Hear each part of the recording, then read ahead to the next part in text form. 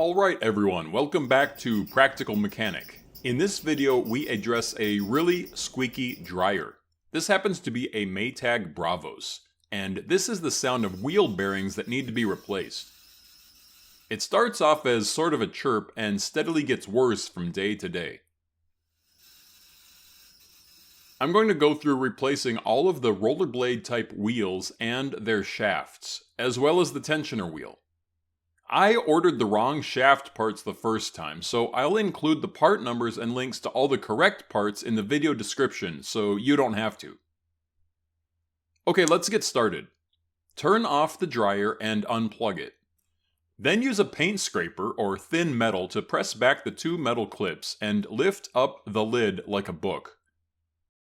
Next, unplug the door indicator.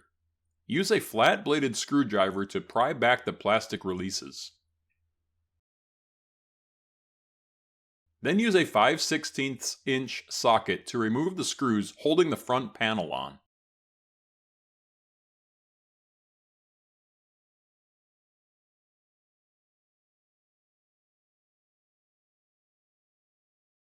Next, lift up the front panel to unhook it from the two bottom hooks. Use the 5/16 inch socket to remove the 6 screws from the next panel.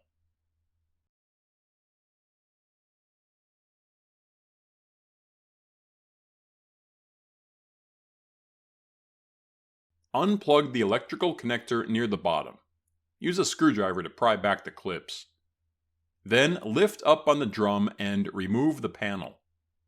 I find that a detergent bottle makes a nice spacer to hold the drum up temporarily. Here's that front panel with the wheels visible. We're going to replace these wheels along with the shafts that they rotate on.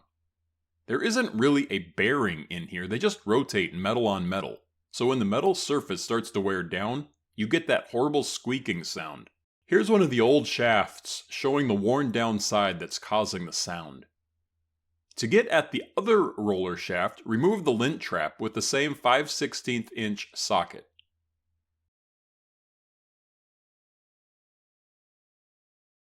Okay, so now let's remove the shafts for the rollerblade wheels. These take a 9/16 inch or 14mm socket. There is a trick here. These nuts, the ones on the door side, are reverse or left-handed threads. This is so that your washer doesn't work them loose on its own during operation. So set your drill to the Tighten or clockwise setting. Here's the removed wheel and its bearing shaft. Note that on this dryer, the shaft is about 2.5 inches long in total. This is important when you go to buy the replacements. I bought the wrong length the first time. Okay, so let's take the new shafts. The part number for these is W103-59272, left-handed threads. As I mentioned, I'll put the part number and links for these and the ones on the opposite side in the video description. By the way, they've also sort of color-coded these by having a gold-colored nut for the left-handed threads. And later on we'll see that the right-handed threads have a silver-colored nut. Anyway, note how these tighten and loosen in the opposite way. I'll also include a link to the replacement wheels. Let's go ahead and get these assembled. So put the plastic clips on. This is kind of hard to do without damaging them. Then put the washer on. Then slide the shaft into the panel and tighten up the nut. Again, set your drill to the loosen or counterclockwise setting and snug them up. Do the same thing with the other one.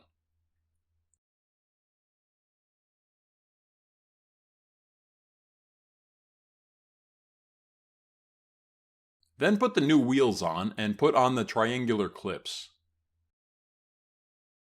These are a little easier to get on because the shaft is tapered. And that's it for these wheels. Go ahead and reinstall the lint trap. This is a good opportunity to remove all those last bits of lint.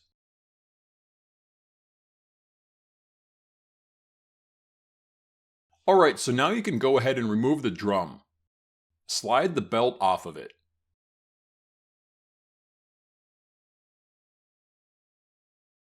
Note that the front of the dryer has some indentations for easier removal of the drum. Take it out and set it aside. Next, we'll remove the other two wheels. In order to do so, we need to get to the back of the unit, so I'm going to pull it out and get behind there. Here's the back of the dryer. I actually found that the 1/4-inch drive on my drill fits these screws perfectly, so I'm not even using a bit here. Remove the 9 or so screws and lay down, or slide the back cover out of the way. These are the locations of the two nuts we'll remove.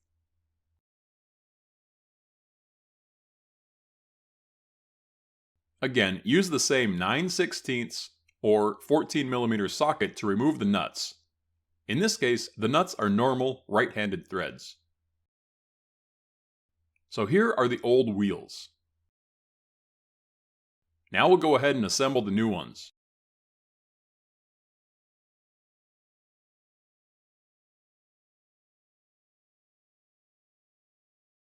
Follow the same steps as before. Install the triangular plastic clips, and we can go ahead and install the wheels now. So put the wheels on and install the other clip. Then put the washers on and slide the wheel into the hole. This is where it would help to have a helper hold this for you. If you're like me and don't have a helper at the moment, you can sort of rest them in the holes, and that will work too if you're careful. Now go back around and thread the nuts on.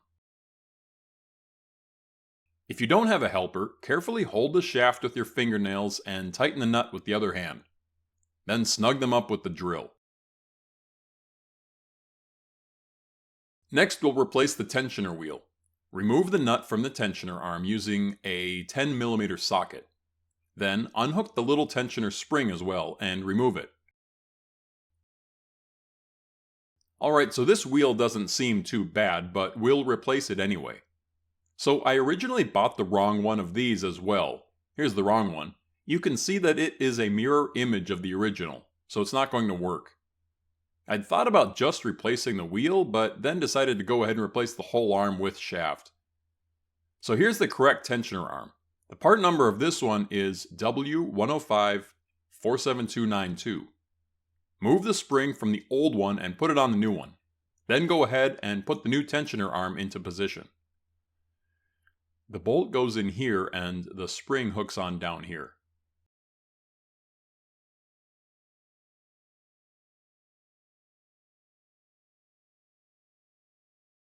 Snug it up with the 10mm socket.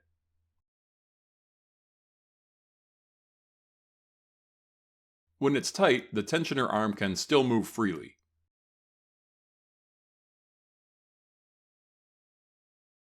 Alright, so now reinstall the back panel.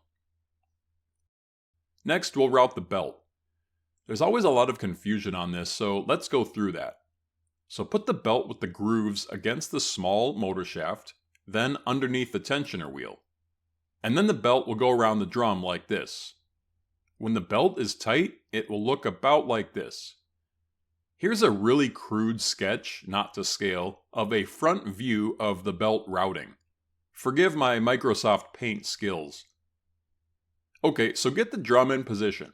By the way, it's really easy to move it around with the belt on it. So the drum is not on the rear lip yet, but that's okay, leave it like this for now. We'll go underneath and get the belt routed properly before we tighten it up. One thing to mention is that to give yourself a little more slack, start with the belt in the back groove. This will just make it a little easier to route the belt properly.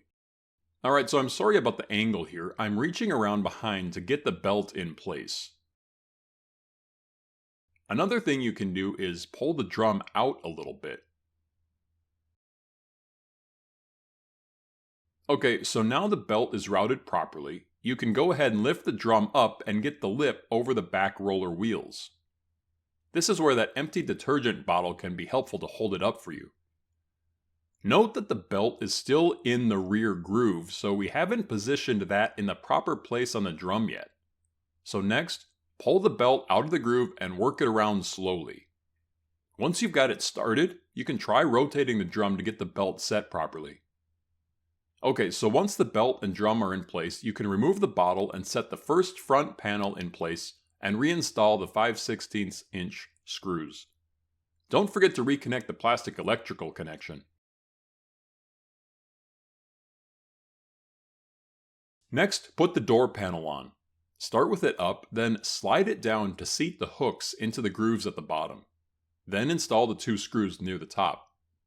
Reconnect the electrical connector. Lower the lid and snap it into place. Then plug in the dryer and try it out.